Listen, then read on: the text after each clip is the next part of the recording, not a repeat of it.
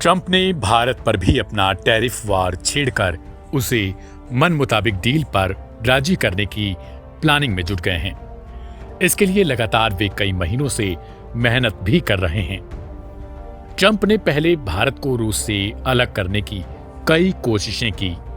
जब कामयाबी नहीं मिली तो अब ईरानी तेल नेटवर्क से जुड़ी 6 भारतीय कंपनियों पर भी प्रतिबंध का ऐलान कर दिया।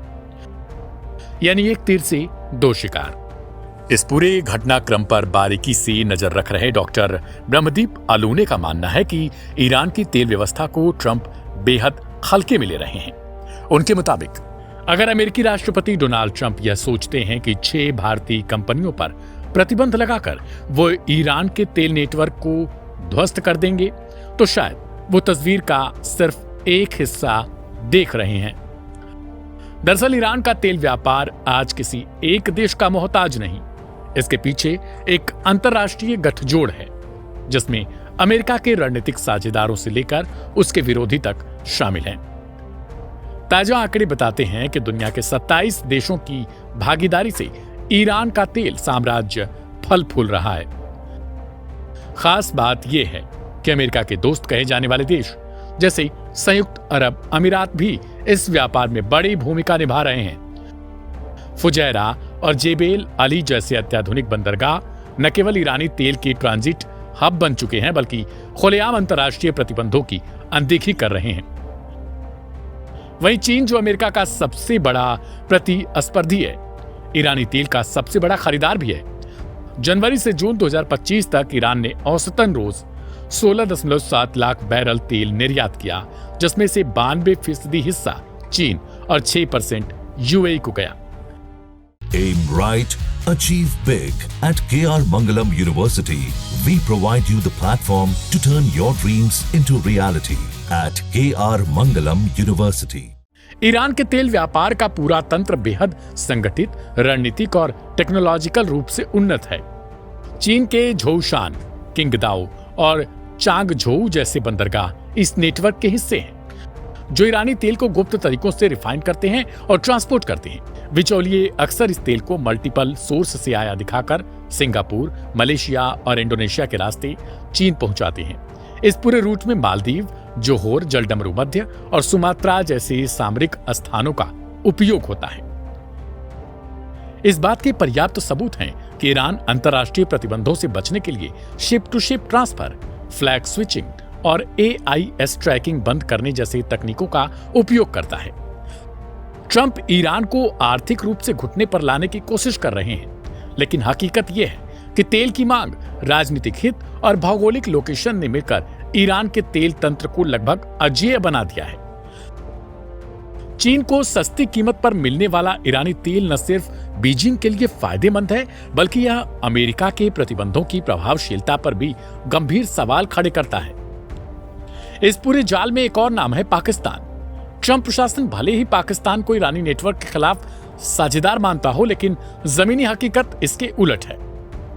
बलूचिस्तान और अन्य सीमावर्ती इलाकों में प्रतिदिन तकरीबन 90,000 लीटर ईरानी तेल की तस्करी होती है, जिसमें स्थानीय आतंकी संगठन और यहां तक कि पाकिस्तानी सेना तक शामिल होती है। यह तेल पाकिस्तान के प्रमुख शहरों तक पहुंचता है और खुलेआम बिकता है।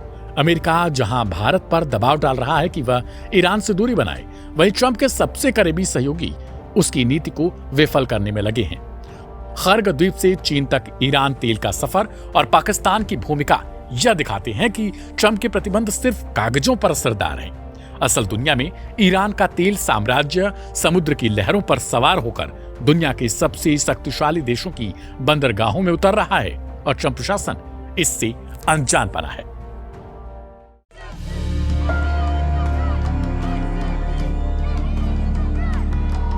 अक्टूबर 2023 में हमास ने इजराइल पर एक हमला किया था, जो हमास के लिए सबसे बड़ी गलती साबित हुआ है, क्योंकि उसके बाद इजराइल ने जो हमले शुरू किए वो अभी तक रुके नहीं हैं। हमास से बदला लेने के लिए इजराइल ने गाजा में जो बमबारी शुरू की वो इतने सालों बाद भी लगातार जारी है।